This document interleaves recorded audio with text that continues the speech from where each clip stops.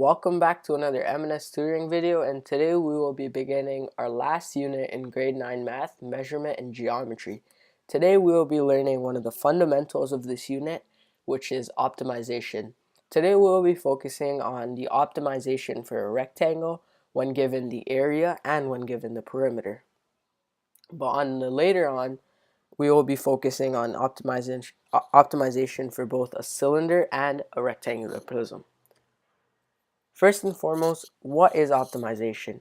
Optimization is always giving the minimum perimeter when given an area or finding the maximum area when given a perimeter.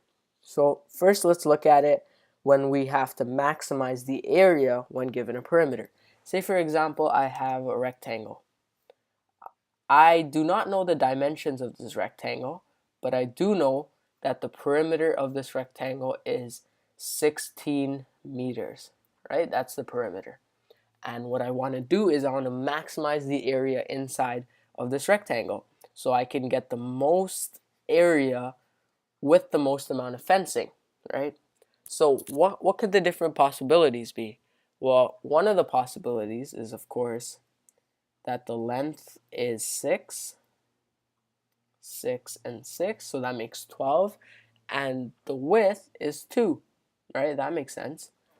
Another possibility is that the length is 5 and 5, and the width is 3. Another possibility is that the length is 4 and 4, and the width is also 4, right? 4, 8, 12, 16. Now, out of these 3 possibilities, which one do you think will have the most area? Well, if you guessed the square or the rectangle that looks like a square, you are correct. This is because a square will always have the maximum area when given the perimeter. If you find the perimeter of our first rectangle, you can see that the perimeter is 12 meters squared. If you look at the perimeter for their second rectangle, you can tell that the perimeter is 15 meters squared, right? Yeah.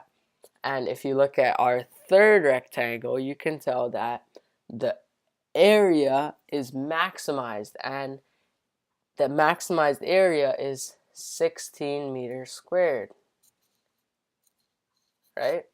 So basically the general understanding of when finding the maximum area when given a perimeter is that it has to be a square, right? So that is a very important aspect of optimizing the area. It has to be a square, right?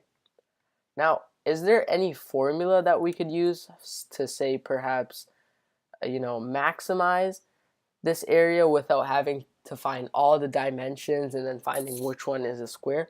Well, there simply is. You simply just take the perimeter, which is in this case 16, and you divide it by 4. You divide it by 4 because that's how many sides there are in a rectangle, right? And if you ever heard the saying, a rectangle is a square, but a square is not a rectangle, this is actually where it comes from, because a rectangle can be optimized into a square, but technically a square cannot be optimized into a rectangle, right? This works with any other, say the perimeter is 24, right? If you divide it by 4, which is the number of sides, you get 6, and that means each side of the square will have to be 6 whatever units that you're using. Say in this case it's meters, right? So that's the optimization of area. What about the optimization of a perimeter? Well, the optimization of a perimeter is the complete opposite of the optimization of area. In the area, you want to try and get the maximum area, but with perimeter, when you're given the area, you want to try and minimize the perimeter. Think about a farmer who has a lot of land but wants to use the least amount of fencing to enclose it, right? So he can save money. You have to think about it like that. So you just have to remember that when you're given area, you have to minimize perimeter, and when you're given perimeter, you have to maximize area. Well, how can we get the minimum perimeter when given the area? So I'll use my other rectangle as an example again. Say I have a rectangle, right? But now I know that the area of this rectangle is, let's say, 16 centimeters squared, right? That's the area. But I do not know the length and the width, right? And since I don't know the length and width, I don't know the perimeter, right? Well, what can I do to use the least amount of fencing to enclose the 16 centimeters squared worth of land, right? Well, what you have to do in this case is you have to simply just square root the area. When we square root the area, we get basically the perimeter that we should have in total, as we know it has to be a square. When we square root 16, we get 4, and we know it has to be a square, so we can simply just multiply it by 4, so 4 times 4, and get 16 as the perimeter, right? Now, how can we modify this formula when we're given, let's say, a three-sided shape? So say, for example, we're given a rectangle like this, and everything from here is already fenced off. All you want to do is fence the three sides of the rectangle given. You want to fence this side, you want to fence this side, and you want to fence this side. What if you knew that the perimeter, what if you wanted to find the perimeter that would maximize this area over here, right? Well, in this case, you'd have to use the law that the perimeter is L plus 2W, right?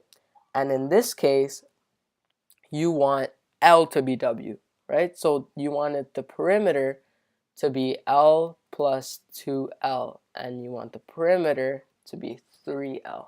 This is simply how you maximize a three-sided rectangle. So I hope you learned something new about how to optimize a rectangle. And if you have any comments or concerns, please feel free to leave it down in the comments below. And thanks for watching, guys.